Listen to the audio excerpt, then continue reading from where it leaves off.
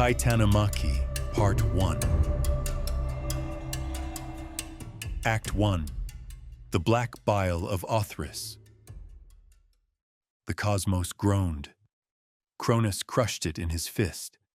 The sinewy flesh of the world, freshly ripped from chaos, knew no freedom, only the trade of one butcher for another. The youngest of the Titans took his father's throne. His feet sank into the warm broth of Uranos's blood. The sky burned with the screams of his mutilated father. Cronus held the sickle, heavy, jagged, a rusty flint knife with which he had just sliced away the flesh of the Creator. This was his triumph. It became his noose. The king forgot Mother Gaia, forgot his promises. The 100-handed brothers, the Hecatonchires, and the blind one-eyed Cyclopes remained exactly where they were, to rot, deep underground. Tartarus oozed thick pitch, locking them in its belly. Campe guarded the prisoners, a monstrous thing reeking of cold crocodile skin and venom. Cronus gathered his Titan brothers around him. The circle closed. The rule of the sickle began. The new throne stood on fear. But fear is a rotten pillar. Mother Gaia did not forgive her son this new grievance. The dying Uranos wheezed through his teeth one last bitter prophecy. You will be overthrown by a son, your own blood, your own flesh. In Cronus's chest, black bile boiled. Betrayal lurked everywhere. In every rustle of grass he heard the breath of a future rebel. The Titan resolved to break fate, to chew through the thread of Ananke. His method was simple. Rhea gave birth. The child was still crying. The Titan snatched it away, opened his maw, swallowed it alive. 5 children, one by one. They fell into the deep mire of his stomach. Hestia, slow as falling ash. Demeter, carrying within her the spasms of barren, parched soil. Hera, shrouded in the smoke of future sacrifices. Grim Hades, whose body even then grew heavy, filling with the dull ore and gold of the underworld. And Poseidon, the raw, roaring mass of deep black water. They could not die. Divine blood is like hot mercury. It cannot be digested. They lay there, crammed, in the sour blindness of his viscera. They breathed with another's breath. They grew. But Cronus was not just swallowing children. He was swallowing pieces of existence itself, trying to stop the inevitable. Along with them, the dull silence of the earth's depths, the iron fury of storms, and a scorching, hungry fire compressed and calcified inside the Titan. Act 2. Deception in the darkness of Dicte. The 6th child kicked Rhea from within. The woman went numb, no more tears, only a dull fury. She would not let her fruit be devoured again. She fell to her knees before the ancient pair, sky and earth. Together they wove a deception. No grand gestures, a simple trap. At night, Rhea left. The sharp mica of the Cretan shore cut her feet. She hid in the cave of Dicte. It smelled of damp moss and wet goat hair. Zeus was born in the darkness, smeared with Cretan clay. Instead of a son, Rhea brought her husband a bundle. Old dirty cloth. Inside the omphalos. A heavy, jagged piece of rock. Cronus had gone wild.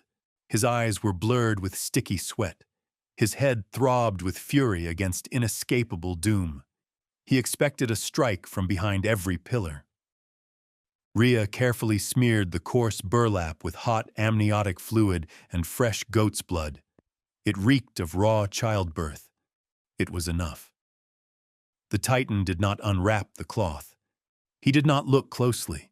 He acted like a cornered, starving predator driven by the fear that his prey would escape or his brothers would demand a share. One swift, primal motion, snatched and swallowed in one gulp, without chewing. His jaw cracked with a dull snap as the sharp edge of the stone scraped the bone. The heavy bundle sank to the very bottom of his guts, dragging his stomach down. The Titan spat out thick, bloody saliva and settled down. He believed he was saved.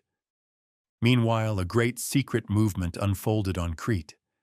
The boy had to be hidden from the eye that sees the movement of every blade of grass. Rhea suspended the cradle from the branches of a gnarled ash tree. Zeus dangled between the sky and the earth, neither in the sea nor on dry land, a blind spot for the king's sight. The nymphs Adrasteia and Ida washed him in a trough, fed him wild crystallized honey, gave him the rich milk of the goat Amalthea to drink, and around the tree a guard stood day and night. The curetes, wild rock spirits encrusted with red clay. Whenever the boy started to cry, they would strike up a frenzied dance, clashing swords against heavy bronze shields. Rawhide armor creaked. The roar of metal drowned out the infant's wail. Far away on Mount Othrys, Cronus heard only the dry wind rustling the leaves and the eternal Cretan storms crashing against the cliffs, or so it seemed from afar. Crete had always been seen as a wild nest of elements, an island of subterranean rumbles and squalls. The very earth there breathed with thunder, so the sovereign did not even turn his head. Act 3. The Shattering of the World. Zeus grew up on wild meat and mountain winds. Inside him lived the fury of his entire imprisoned generation. But charging head-on at Cronus was foolishness. The Titans were too massive. They crushed with sheer weight. Something else was needed, not brute force. Calculation. Zeus found Metis, an oceanid who knew how to think further than a fist could reach. Crude, primordial strength had to yield to cunning. Metis brewed a concoction, no sorcery, just the raw bile of the earth, a mixture that numbs the tongue and turns the stomach inside out. The deception took a long time to prepare. Rhea slipped her son into the palace of Othrys disguised as a new servant. For weeks, Zeus silently studied his enemy moving closer to the throne step by step until he became just another nameless, familiar shadow to the Titans. Cronus grew used to his presence. Suspicion blinds a tyrant who expects a blow from the outside but falls quiet when the rebel stands behind his shoulder. Zeus became the king's cupbearer. During a great feast, while the Titans roared with laughter and wiped their greasy beards, Zeus poured Metis's bitter draught into Cronus's golden cup, right into the sweet, swirling nectar. The effect was instantaneous. The Titan drank. His eyes bulged from their sockets, his massive body convulsed. Foam flew. Cronus fell to his knees, wheezing. His throat expanded, tearing muscles with a sickening crunch, shattering royal teeth, and out onto the floor flew the omphalos, a heavy stone wrapped in rotting burlap. And then the bloody eruption began. The Titan's stomach contracted like a frantic womb, forcing everything upward. Cronus vomited up his own life, spitting out his children in reverse order. Poseidon tumbled onto the floor first. After him, tearing through his father's esophagus, came grim Hades, then Hera and Demeter. They were not infants. They emerged adults, heavy, furious. Their bodies were coated in thick gastric slime green bile and shreds of their father's viscera. 5 mature, powerful gods fought for freedom through one narrow throat. They were suffocating in the guts. They tore at the walls of the esophagus with bare hands clawing into living flesh, shoving themselves upward closer to the air. Last to burst free was Hestia, the firstborn swallowed earliest of all. She had spent the most time in that sour cage. Cronus wasn't just vomiting. His mouth tore open to his ears. Along with the gods, chunks of his own stomach, black foam and spilled entrails burst forth. The Titan lay in a puddle of his own gore, hollowed out, deflated, powerless. Around him stood his Titan brothers. A heavy silence settled over the vast hall of Othrys. No one dared to intervene, for at that exact second, the breath of new sharp forces surged into the old world of mass and chaos.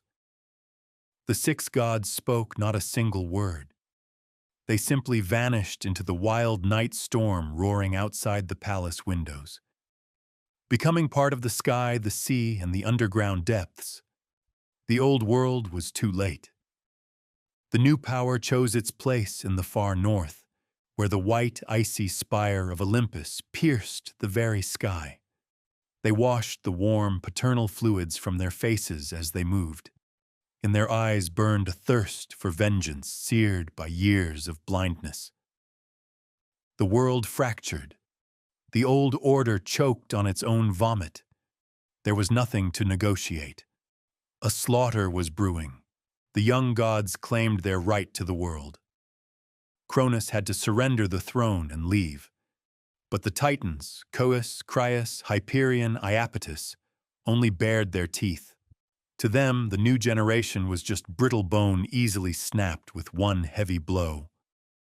Ancient Othrys recognized only the law of the crushing weight and raw power. Punishment awaited the rebels. So Zeus went through shrines and dens.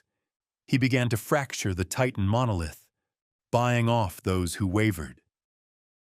Ancient Oceanus was the first to catch the stench of massive bloodshed.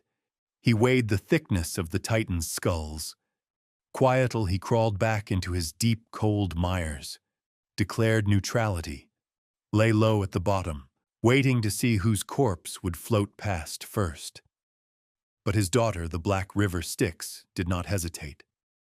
She came to Olympus first, her bare feet stepping on sharp stones. Behind her she led her brood, wild predatory children, Nike, Kratos, Zealous, and Bile. Victory, zeal, strength, and might. 4 hungry beasts without fear or pity. They fell to their knees, licking Zeus's hands like hounds. They became his personal guard, his retainers for the dirtiest executions. Wherever Zeus pointed his finger, they tore throats. Then betrayal came from Othrys itself. Themis, whose eyes saw the future through blood and ash, walked away from Cronus, along with her son Prometheus. Prometheus knew the end.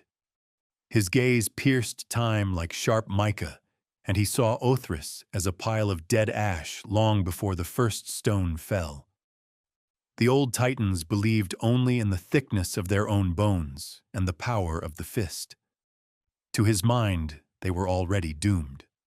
Prometheus chose the side that would claim the future, bringing his gift to Olympus. Cold, sober calculation now served the new king. And from the darkest fissures of the earth, where warm flesh rots, crawled Hecate. She reeked of a fresh grave wormwood and wolf fur. She swore her oath to Zeus under the night sky, gripping jagged daggers in her hands. For her allegiance, she exacted a terrible price from the young god.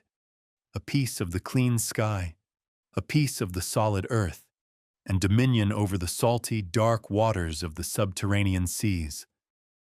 This was no border dispute over a field. 2 worlds collided. The old fought for the right to trample the weak for their eternal chaos and cruelty. The new brought law, harsh, patriarchal, written in bloody covenants, but law nonetheless. Peace ended. Talk stopped. The Titans entrenched themselves on the bleak, barren Mount Othrys, turning it into a fortress of stone and mud. The Olympians claimed white ice-blasted Olympus. Grit ground between their teeth. The Titanomachy began. The First World War where gods learned how to slaughter immortals.